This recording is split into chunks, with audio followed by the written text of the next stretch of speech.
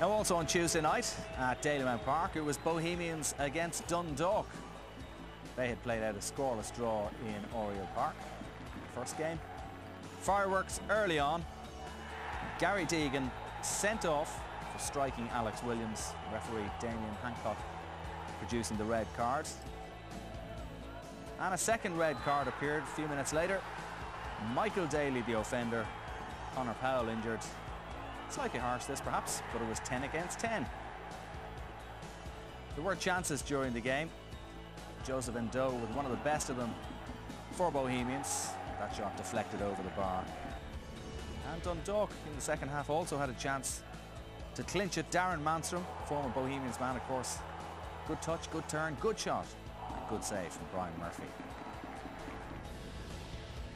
Into extra time and it was Bohemians who had the best of it. Jason Byrne just wide with that effort. Right at the death, Ken O'Man with an unlikely deft touch. Good save by Peter Cherry. And it was to finish 0-0 for the second time between these two sides, and that meant it was penalties. Early on in the penalty shootout, it was advantage Dundalk when Cherry saved from Jason Byrne. Not a bad penalty, but a very good save. But straight after that, Paul McAreevy hit the crossbar. Brian Murphy reminded him he'd missed. And Murphy was to be the hero. He saved from Kevin McKinley. That meant if Paul Keegan netted, Bohemians were through. He duly obliged Bohs through 4-2 on penalties. No handshakes here at the end. Words exchanged between Sean Connor and Pat Fenton.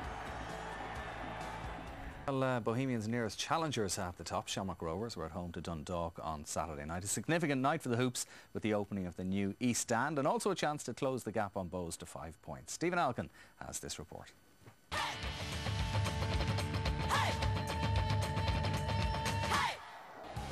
It was a big night for goalkeeper Alan MNS, who made his debut for Rovers. One of 4 changes as the Tallaght Stadium moved a huge step towards completion.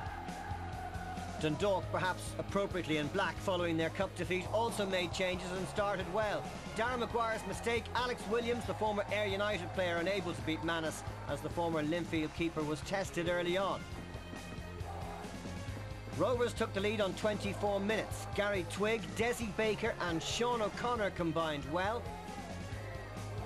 Kevin McKinley's mistake fell for Stephen Rice, and his calm finish was his first ever goal in Tallaght.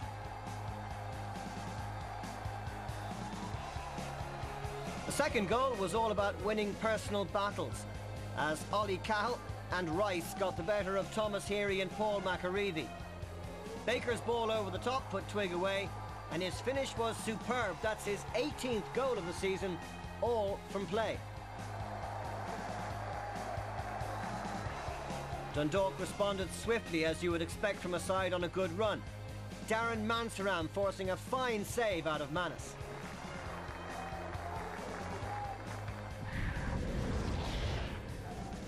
The second half was a complete turnaround in fortunes as Dundalk, with the wind at their backs, dominated the game.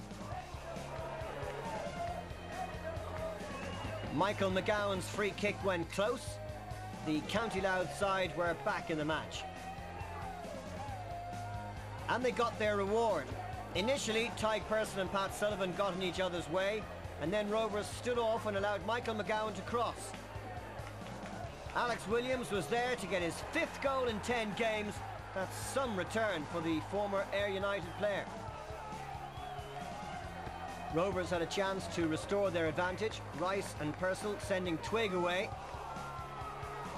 But his strike lacked composure. Perhaps the pressure of playing catch-up in the league is starting to tell. Certainly the Hoops were disappointing in front of their biggest crowd of the season, playing very deep, and Dundalk took advantage. McAreevy found a good position, but this promising Dundalk move was broken up by Sean O'Connor. The message from the bench was clear: get forward. With 3 minutes to go, Dundalk got their just desserts. McKinley's cross wasn't cleared by Craig Sivers. McAreevy did really well, and centre-half Liam Burns arrived to get what looked like a striker's goal, a richly deserved equaliser. That's the 4th time this year Shamrock Rovers have lost the lead in Tallaght. For the two managers at the end, contrasting fortunes. The gap at the top now 8 points. Dundalk still chasing a European place. Yeah, it was an unusual position for me to be up there, but being 2-1 down, it was caution to win, I think, and you'd rather lose 3-1 and go for it than lose 2-1 and sit back, and lucky the ball fell to me and it was there to put in the back of the net. I think every time we've gone behind, or we've always kept playing, we've always kept trying, and you know, the comeback at Sligo was probably just slightly better in this because we got the 3 points. But I think this one, in terms of tenacity, in terms of dominating the second half, I think, you know, was just as good as the Sligo result. I'm hugely disappointed to drop 2 points tonight. You know, we played very well in the first half, some excellent football, scored 2 good goals, a lot of good play, and you know, to be honest, what we saw in the second half was totally the opposite. You know. Our energy levels dropped, and you know, we didn't deserve to win the match in the end. You know. Tony, you were at the game on Saturday night, and it's that old cliche again, isn't it? A game of 2 halves. Absolutely. Rovers showed a great deal of intensity in the first half. They passed the ball very well, and I mean, I know he's been picked out before, but Desi Baker was everything that was good about Rovers.